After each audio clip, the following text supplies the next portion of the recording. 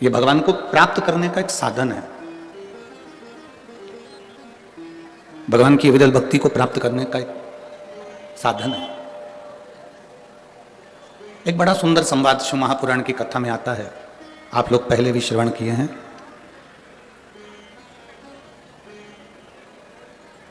भगवान ब्रह्मा जी के मन में एक संशय उत्पन्न हो गया और ब्रह्मा जी के मन में जो संशय उत्पन्न हुआ, ब्रह्मा जी के मन में जो संशय आया, वो संशय ब्रह्मा जी ने भगवान विष्णु से कहा कि प्रभु, मुझे मेरे पिता का नाम मालूम है। ब्रह्मा जी कहते हैं कि मैं भगवान विष्णु की नाभि से प्रकट हुआ हूं, इसलिए मुझे मालूम है कि मेरे पिता भगवान विष्णु हैं।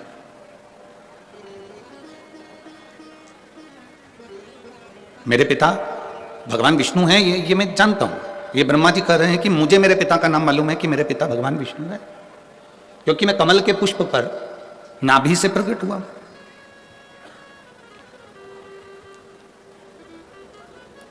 पर एक बात मेरे हृदय में समाती नहीं है कि मेरे पिता भगवान विष्णु हैं, पर भगवान विष्णु के पिता कौन है?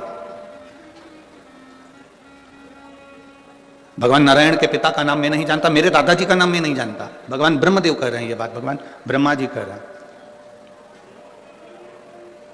अब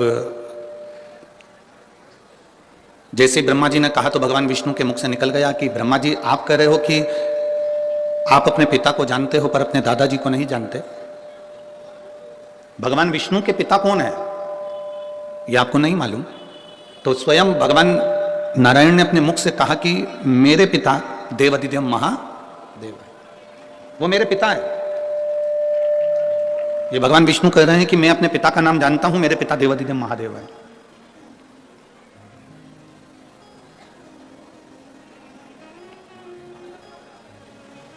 कहा, मैं आपके पिताजी का दर्शन इसी क्षण करना चाहता हूं और उनसे पूछना चाहता हूं, क्या भगवान नारायण को आपने प्रकट किया?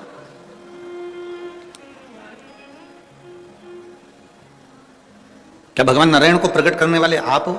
मैं उनसे पूछना चाहता हूं। शिव महापुराण की कथा कहती है कि शिव की कथा और मनुष्य की व्यथा, ये दोनों का अंत कभी नहीं हो सकता, ये निरंतर चलती ही रहती है। भगवान विष्णु से पूछा भगवान ब्रह्मा जी ने, तुम्हारे पिता शिव जी हैं? हाँ। मैं कैसे मान लूं कि तुम्हारे पिता शिव जी हैं? कई लोग आपको मिलेंगे और कहेंगे एक लोटा जल चढ़ाने से क्या सारी समस्या का हल हो सकता है? क्यों नहीं? मानो तो मैं गंगा मां हूं और ना मानो तो बहता। आप मानोगे तो गंगा है, ना मानोगे तो बहता हुआ पानी है।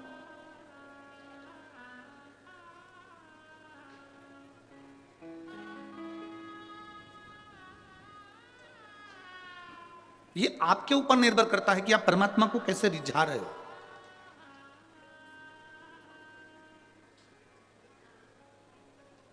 महाराज,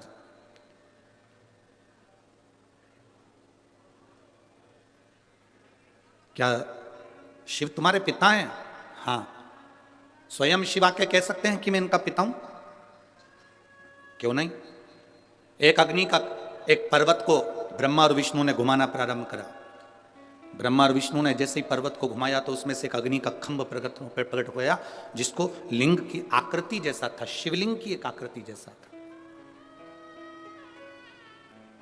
और वो लिंग की आकृति जैसा एक खंभ प्रकट हुआ और उसमें से आकाशवाणी हो गई, ब्रह्मा विष्णु, मैं नारायण तुम्हारा पिता और ब्रह्मा मैं तुम्हारा दादा।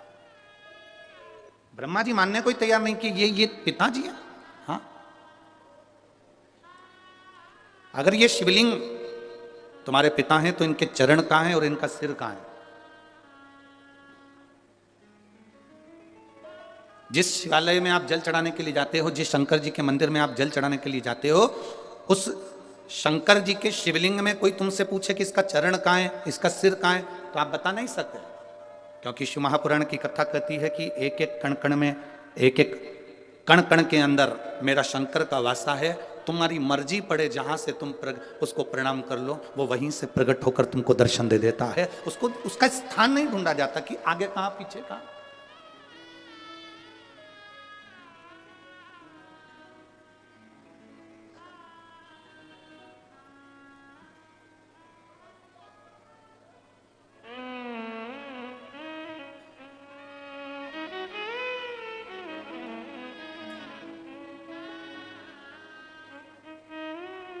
एक बार संत नामदेव जी महाराज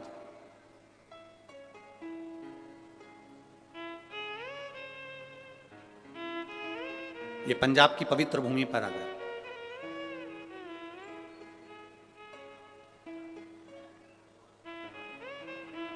ये पंजाब की पवित्र भूमि कोई साधारण सी भूमि नहीं है।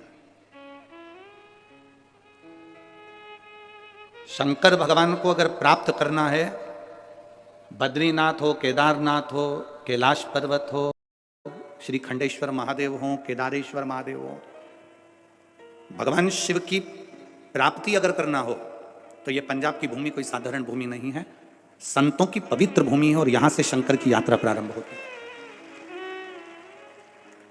यहां से शिव की प्राप्ति का केंद्र बिंदु है ये पंजाब की धरा। लोग कहते हैं गुरुजी पंजाब में गेहूं बहुत होता है, हम कहते हैं पंजाब में गेहूं से ज्यादा संत बहुत होते हैं। अगर ढूंढने निकलो तो संतों की प्रागट्यता ज्यादा है। महाराष्ट्र में जन्मे हुए नामदेव जी महाराज, महाराष्ट्र में बड़े हुए नामदेव जी महाराज कई वर्ष इस पंजाब की भूमि पर निकाले हैं। नामदेव जी महाराज, गुरु नानक देव जी से उनका मिलन हुआ और गुरु नानक देव जी से जब मिलन हुआ तो नामदेव जी उस समय पर गुरु मंत्र नहीं लिए हुए थे। नामदेव जी का उस समय पर गुरु मंत्र नहीं हुआ था। अब गुरु नानक देव जी से उनका मिलना हुआ और गुरु नानक देव जी तो हम कहते हैं कि जो संत होता है ना, जो गुरु होता है ना, जो साधु होता है, वो शिव का एक रूप होता है। हम कहते हैं गुरु नानक देव जी भी शंकर का एक स्वरूप, शिव का एक रूप। बैठे हुए थे अड़भंग आनंद से। शिव ने करा क्या है? कहा भगवान देवादिदेव महादेव प्रकट होकर कहते हैं कि ब्रह्मा तुम मेरे पोते हो और भगवान विष्णु तुम मेरे पुत्र हो, तुम मेरे बेटे हो। शिवलिंग का कोई सिर दिखता है क्या? नहीं। शिवलिंग का कोई चरण दिखता है क्या? नहीं। संत नामदेव जी ने गुरु नानक देव जी से भेंट करी और भेंट करी तो गुरु नानक देव जी आराम से लेटे हुए थे, विश्राम कर रहे थे और संत नामदेव जी आए तो उठ के बैठ गए। दोनों की भेंट हो गई, दो संत आज मिल गए। गुरु नानक देव जी ने पूछ लिया नामदेव जी से, आपने गुरु मंत्र लिया है? नहीं, अभी नहीं लिया। मतलब आप भटक रहे हो। अगर गुरु मंत्र तुम्हारा हुआ होता तो तुम भटकते नहीं। गुरु नानक देव जी ने विश्वा थिएटर जी के पास में नामदेव जी को भेज दिया।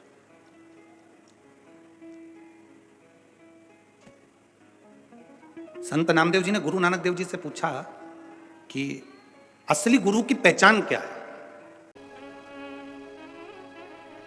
संत नामदेव जी से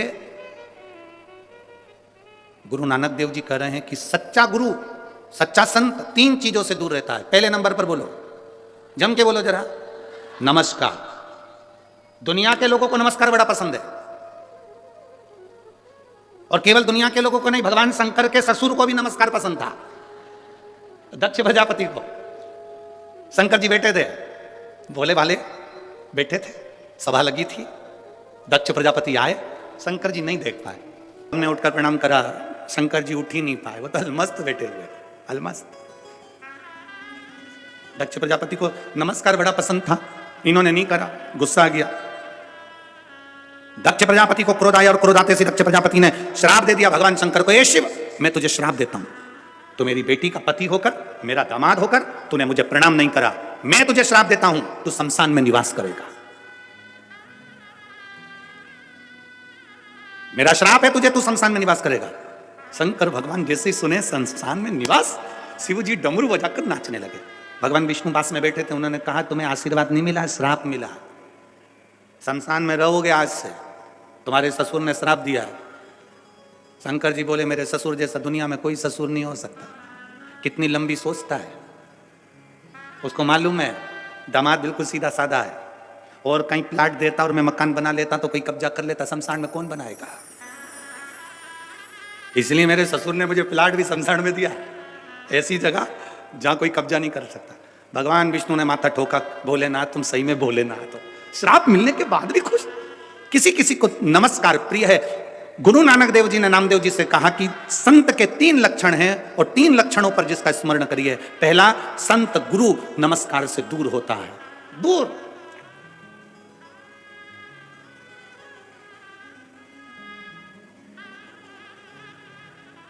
दूसरे नंबर का गुरु को, पहले नंबर का नमस्कार, दूसरे नंबर का जम के बोलो जरा, जम के, चमत्कार। असली गुरु, असली संत कोई चमत्कार नहीं करता, उसे चमत्कार से बहुत। और तीसरे नंबर का है असली संत, असली गुरु नमस्कार। कौन ने कितना रुपया दिया, कितना गया, कितना आया, उसे कोई मतलब नहीं है। उसको तो बस हरि भगवान का नाम लेना है, भगवत भजन करना है, स्मरण करना है, भगवान की भक्ति करना है, उसे कोई मतलब।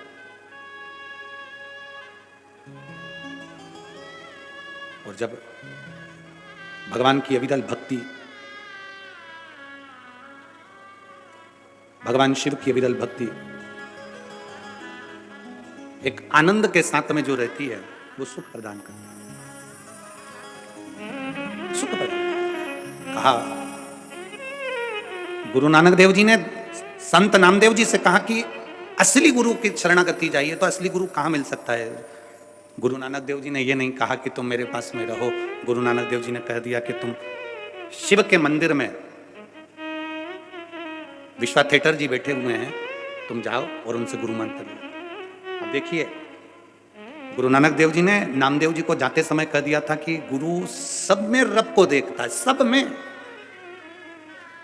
जब नामदेव जी पहुंचे, उन्होंने क्या देखा कि जिनके पास में गुरु नानक देव जी ने भेजा था, वो तो जहां शंकर जी का शिवलिंग था सामने, उधर पांव कर कर सो रहे थे। नामदेव जी ने हाथ जोड़कर बोला, गुरुदेव तुम्हें बुद्धि नहीं है क्या? सामने शंकर का शिवलिंग और तुम पांव लंबा करके सो रहा है।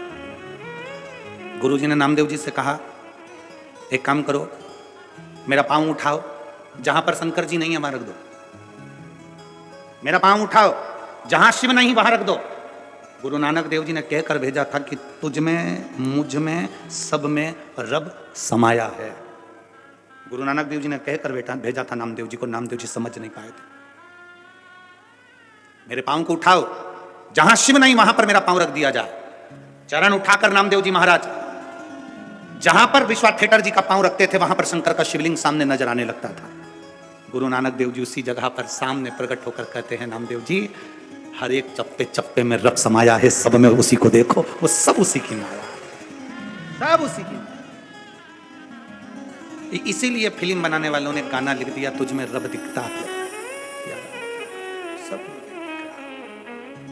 हमारी यही तो गलती है, आप में और हम में यही गलती है कि हम मंदिर में तो भगवान को ढूंढते हैं, पर अपने घर में भगवान को नहीं ढूंढ पाते। घर में जो पति है, पत्नी है, माता है, पिता है, भाई है, बंधु है, बेटा है, बेटी है, कुटुंब है, परिवार है, पड़ोसी है, रिश्तेदार, नातेदार, इनमें हम परमात्मा को नहीं देख पाते। हम इनमें भगवान को नहीं देख पा रहे, हम इनमें परमात्मा को नहीं देख पा रहे।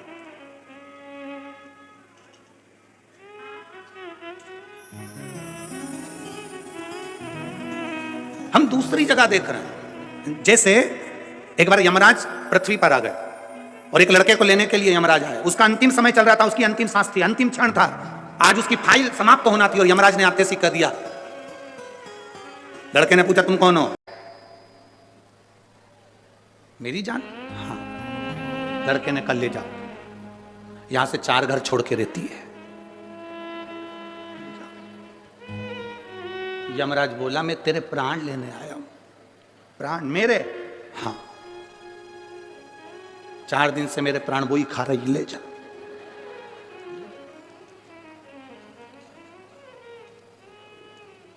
यमराज बोले, मैं तुझे मारने आया हूं। मुझे? मैं तो उससे शादी कर 6 साल पहले ही मर चुका हूं, ले जा। यमराज बोला, रहने दे, मैं तेरी जगह दूसरे को ले जाऊंगा, पड़े रहे। तू खुद मरा मराया, तेरे को क्या लेके जाओ? क्या? अरे भाई, भगवान शंकर का संवाद कर रहा है, शिव महापुराण की कथा कर रही। भगवान भोलेनाथ प्रकट होकर ब्रह्मा और विष्णु को दर्शन दिए, फिर भी ब्रह्मा जी मानने को तैयार नहीं किए। भगवान नारायण के पिता हैं, फिर भी नहीं मान रहे।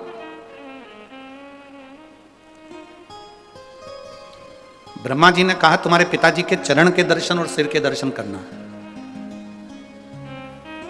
भगवान विष्णु ने कहा मैं जानता हूं कि मेरे पिता के चरण और सिर का दर्शन करके करोगे क्या। चरण दर्शन करने के लिए भगवान विष्णु चरणों में चले गए पाताल लोक में। शीश का दर्शन करने के लिए भगवान ब्रह्मा ऊपर की ओर चले गए। भगवान विष्णु को तो मालूम था कि शंकर के शिवलिंग का चरण नहीं मिल सकता। बहुत सारे भ्रम फैलाने वाले दुनिया में लोग मिलेंगे, तुमसे कहेंगे शंकर जी कहाँ से प्रकट हुए, उनका मुख कहाँ है, शिवलिंग का चरण कहाँ है, शिवलिंग की पूजन का क्या महत्व है, शंकर की पूजन का क्या फल है। हंसते हैं लोग, झूठ। ब्रह्मा जी कहते हैं कि मैंने भगवान शंकर के शिवलिंग का सिर देखा। भगवान नारायण से पूछा आपने चरण देखा है क्या। भगवान नारायण ने कहा मुझे चरण नहीं मिला, शिवलिंग का चरण कहां मिलेगा, मैंने नहीं देखा। एक बार सत्य बोला। शंकर भगवान के शिवलिंग में से आकाशवाणी हो गई है विष्णु है नारायण तुमने सत्य बोला, आज से पृथ्वी पर तुम सत्यनारायण भगवान बनकर पूजाओगे, तुम्हारी पूजन होगी सत्यनारायण के रूप। सारी दुनिया में आज भी सत्यनारायण भगवान की कथा होती है। 5 अध्याय होते हैं, पंडित जी बाजते हैं। पंडित जी आपसे हमेशा कहते हैं ब्राह्मण ने सत्यनारायण जी की कथा सुनी, कथा कराई, बोलो सही है कि गलत है। लक्कड़हारे ने कथा सुनी, कथा कराई, बोलो सही है कि गलत है। राजा ने सत्यनारायण की कथा सुनी, कथा कराई। बनिए ने कथा सुनी, कथा कराई, पर उन्होंने एक बार भी ये नहीं बताया कि कथा कौन सी थी जो कराई थी, बाची थी और सुनी थी। वो कथा कौन सी थी? सत्यनारायण भगवान की कथा, असली कथा कौन सी है? ये तो 5 अध्याय में ये कहा गया कि उन्होंने सत्यनारायण जी की कथा करी और उन्होंने सुनी। सुनी तो कौन सी सुनी? लक्कड़हारे ने कथा सुनी, कौन सी सुनी? बनिया ने कथा सुनी, कौन सी सुनी? 5 अध्याय में केवल कथा सुनी ये बताया गया, पूजन करी ये बताया गया, पर कथा कौन सी थी? स्कंद पुराण में वर्णन किया गया कि सत्यनारायण की कथा यह है कि शंकर भगवान के शिवलिंग के चरण भगवान विष्णु को नहीं मिले थे और उन्होंने सत्य कह दिया था। तब भगवान शंकर प्रकट होकर उनको कह दिए थे आज से तुम सत्यनारायण के रूप में पूजाओगे और तुम्हारी पूजन होगी, तुम सत्यनारायण बन जाओगे। यह सत्य है।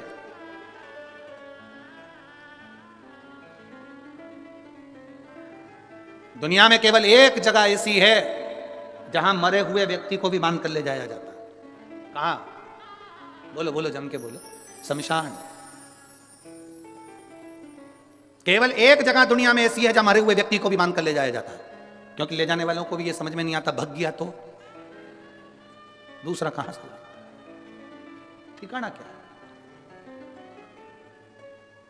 चिंता है, होता है कभी कभी। नगर निगम वाले, नगर पालिका वाले एक गांव में सर्वे करने के लिए आए। वहां पर एक सुहागवती बेचारी एक महिला रहती थी, वो कभी अपने पति का नाम नहीं लेती थी। आज पति नहीं था घर में और वो सर्वे वाले आ गए। उन्होंने पूछा तुम्हारा नाम क्या है? मैं बिमला। अच्छा। बेटे का नाम? कमल। अच्छा। बेटी का नाम? रानो। ठीक है। पति का नाम? अब पति का नाम बोलो। इतने में वो बोली कि मैं अपने पति का नाम नहीं लेती। अच्छा, तो हम दूसरी बार सर्वे करने नहीं आएंगे, तुम्हें पति का नाम जल्दी बोल दो तो हम लिख लें। मैं नहीं बोलूंगी, तुम्हें वापिस आना पड़ेगा, हम नहीं आएंगे। फिर नाम छूट गया, बाद में मत कहना कि हमको कोई फैसिलिटी नहीं मिल रही, हमें कोई साधन नहीं मिल रहा। नहीं नहीं, तो फिर पति का नाम बताओ। मैं तुमको 2-3 तरह से समझाऊंगी, तुम समझ जाओगे। हाँ। सिर पे पल्लू लेके बोली मेरे पति का नाम। तुम 3 गंजी और 3 गंजी कितनी हो गई? अरे बोला तो 3 गंजी और 3 गंजी कितनी हुई? 6 गंजी। बस मेरे पति का नाम यही है। सर्वे वाले छगन जी। हाँ, छगन जी। 3 गंजी और 3 गंजी, 6 गंजी। सर्वे वालों ने कहा धन्यवाद देवी, चरण कहाँ है तुम्हारा? धन्यवाद। समझ में? जो पहचान गया शिव को वो फिर भटका नहीं। ब्रह्मा जी ने कहा कि मैंने भगवान शंकर का शीश देखा है। आकाशवाणी हो गई, ब्रह्मा झूठ बोल रहे हैं। ना मानो तो केतकी के फूल से पूछ लो, केतकी का फूल ने झूठ कह दिया। आकाशवाणी हुई और आकाशवाणी होकर भगवान शंकर ने कह दिया केतकी के फूल, केतकी के पुष्प, तू मेरे सामने झूठ बोल रहा है, मैं तुझे श्राप देता हूं। एक केतकी, सारे देवताओं पर तू चढ़ेगी। केतकी का पुष्प सारे देवताओं पर चढ़ेगा, पर शंकर पर कभी नहीं चढ़ेगा। एक केतकी का फूल भी अगर शिव पर चढ़ गया तो 1000 गौ हत्या के बराबर दोष लग जाएगा। केतकी ने कहा मेरी मत मानो तो गौ माता से पूछ लो। गाय से ब्रह्मा जी ने पूछवाया, क्या बताओ ब्रह्मा जी को क्या शंकर जी का शीश नहीं मिला? गौ माता ने कहा ब्रह्मा जी को शंकर भगवान का शीश मिल गया। आकाशवाणी फिर हुई और कहा गौ माता तू झूठ बोल रही है, तू जगत की मां है। गौ माता जगत की मां होकर गौ माता तू झूठ बोल रही है। ए गौ माता, मैं तुझे श्राप देता हूं, तेरा पूरा शरीर पूजा जाएगा पर तेरा मुख अपूज्य माना जाएगा। सनातन हिंदू धर्म के अंदर मंदिर की परिक्रमा आगे से होती है, वृक्ष की परिक्रमा आगे से होती है, कन्यादान आगे से होता है, वस्त्रदान आगे से होता है, मुद्रा दान आगे से होता है, सारे दान आगे से होते हैं। केवल सनातन हिंदू धर्म में केवल गौ दान ऐसा है जो गाय की पूंछ पकड़कर किया जाता है, पीछे से होता है, आगे से नहीं करा जाता। हिंदू धर्म में सारी परिक्रमा आगे से होती है, केवल गौ माता की परिक्रमा पीछे से होती है, पूंछ से चालू होकर पूंछ पे विराम होती है। क्यों? क्योंकि एक बार गौ माता ने झूठ बोल दिया था, इसलिए गौ माता की परिक्रमा आज तक पीछे से होती है। अब जरा विचार करो, गाय ने एक बार झूठ बोला तो आज तक उनकी परिक्रमा पीछे से होती है, और तुम दिन भर मोबाइल पे कितना झूठ बोल रहे हो। झूठ बोल सत्य से कहा गौ माता ने झूठ बोल दिया। ब्रह्मा जी झूठ पर झूठ बोल रहे थे तो भगवान शंकर को क्रोध आ गया। उन्होंने अपने पांव के अंगूठे का नखून तोड़कर फेंका। काल भैरव प्रकट हो गए। काल भैरव से कहा इस ब्रह्मा का सिर काट दे जिससे ये झूठ बोल रहा है। काल भैरव ने चीटी उंगली के नख को तोड़कर फेंका, ब्रह्मा जी का सिर कट गया। ब्रह्मा जी का सिर कटा, कटा हुआ सिर लुढ़कता गया और ब्रह्मा जी झूठ बोलते गए।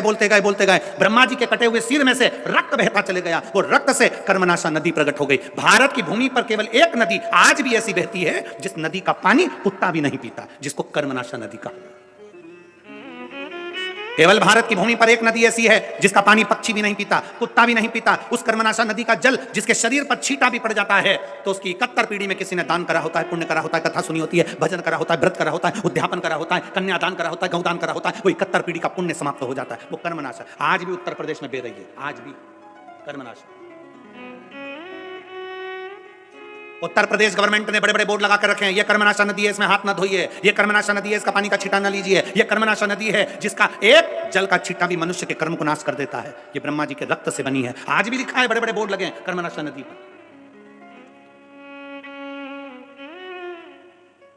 कई किलोमीटर दूर तक वो नदी बहती है, दोनों पाटों पर कोई नहीं रहता। आज भी कर्मनाशा। झूठ बोला है। भगवान विष्णु ने देखा कि ब्रह्मा जी का सिर कट गया, झूठ बोल रहे हैं ब्रह्मा जी अभी भी कटे हुए सिर से भी। भगवान विष्णु ने शंकर जी से क्षमा मांगी, इनको माफ कर दीजिए।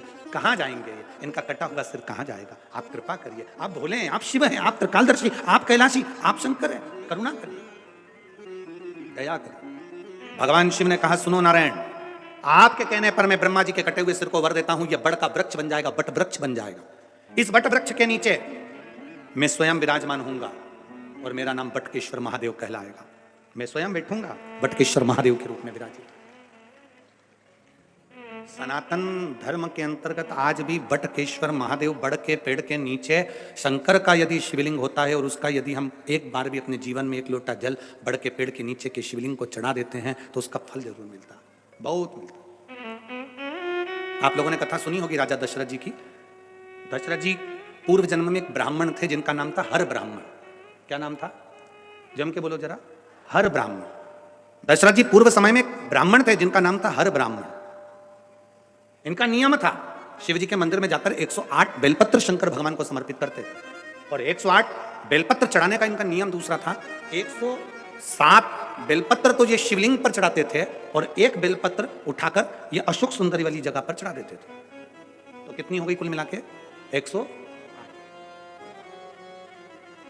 प्रतिदिन का नियम था इनका। प्रति भगवान को तुम्हारा अंबर नहीं, पीतांबर नहीं, धन नहीं, दौलत नहीं, कोई सत्ता वैभव नहीं। शंकर भगवान को तुम्हारा वैभव नहीं चाहिए। शिव जी को एक लोटा जल हो तो चढ़ाओ, नहीं तो बेलपत्र हो तो चढ़ाओ, नहीं तो 3 बार ताली बजा तो बजा सको तो बजाओ। आखिर शिव मंदिर में 3 बार ताली क्यों बजाई जाती है? ताली का इतना महत्व क्यों है? क्यों ताली बजाई जाती है? उसका महत्व क्यों है? शिव मंदिर में भगवान भोलेनाथ भी जब पार्वती जी को कथा सुनाए तो ताली का नाद और डमरू का नाद करा था। हम कोई वाद्य यंत्र नहीं, रोग की मुक्ति के लिए ताली का नाद होता है। किसी डॉक्टर जी से जाकर पूछना, कभी कोई किन्नर डॉक्टर के पास इलाज करवाने पहुंचा कि आज तक? किसी डॉक्टर से पूछना, किसी प्रदेश में, किसी देश में, किसी गांव में कोई किन्नर डॉक्टर के पास कभी इलाज करवाने गया? सर्दी हो गई, जुकाम हो गया, पेट दुख गया, कंधा दुख गया, हाथ दुख गए, पांव दुख गए, कभी कोई किन्नर गया? नहीं, क्योंकि उनकी एक दवा है, जो हाथ की जब ताली बजाते हैं उससे सारे रोगों की मुक्ति हो जाती है। ताली का नाद केवल शिव की कथा। शंकर भगवान के मंदिर में 3 बार ताली का महत्व है। शिव के मंदिर में जब हम 3 बार ताली बजाते हैं, हमारे ताप, हमारे दुख, हमारे कष्ट सब मिट जाते हैं। शिव करें, अगर ताली भी नहीं बजा सकते तो मंदिर के शिखर का दर्शन, शिखर दर्शनम सर्व पाप नाशनम, शिखर का दर्शन ही कर लिया तो सुख मिल जाता है। स्वयं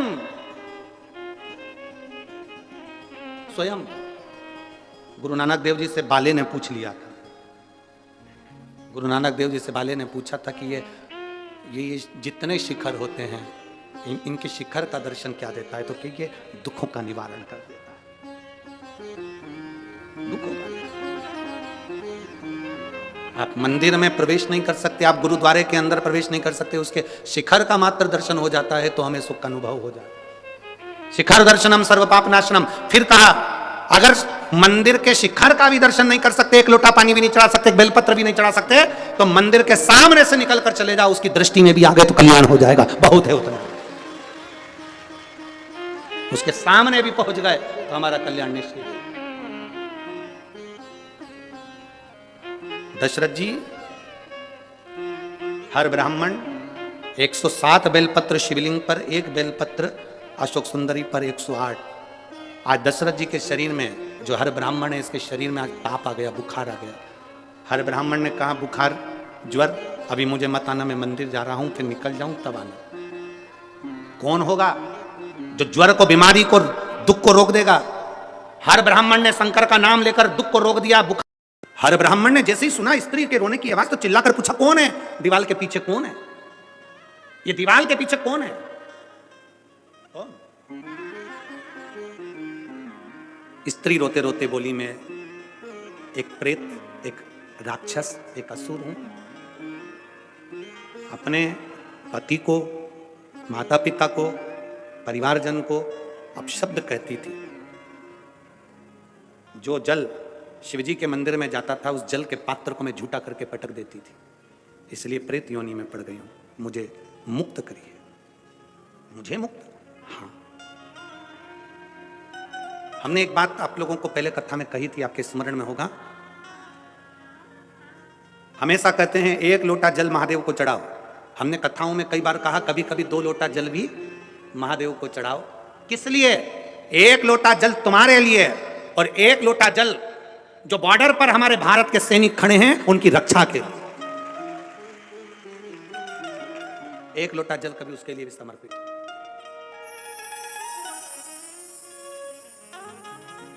पूछा हर ब्राह्मण ने, तुम कौन? मैं प्रेत, मैं प्रेत, मेरी मुक्ति करिए। हर ब्राह्मण ने कहा, जो मैं शंकर भगवान को 108 बेलपत्र चढ़ाता हूं, उसमें से 1 बेलपत्र का फल आज तुझे देता हूं। और 1 बेलपत्र का जो फल दिया वो प्रेत योनि से छूट गई। हर ब्राह्मण के चरणों में पड़कर बोली, तुमने मुझे प्रेत योनि से मुक्त करा। शिव को 108 बेलपत्र रोज चढ़ाए हैं।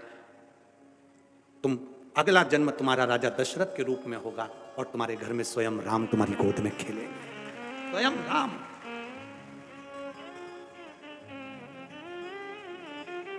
आप में से कितने लोग हैं, जब आपके कोई परिचित बीमार होते हैं तो हॉस्पिटल में देखने के लिए जाते हो? जाते हो सब लोग? जम के तो बोलो जरा, जाते हो?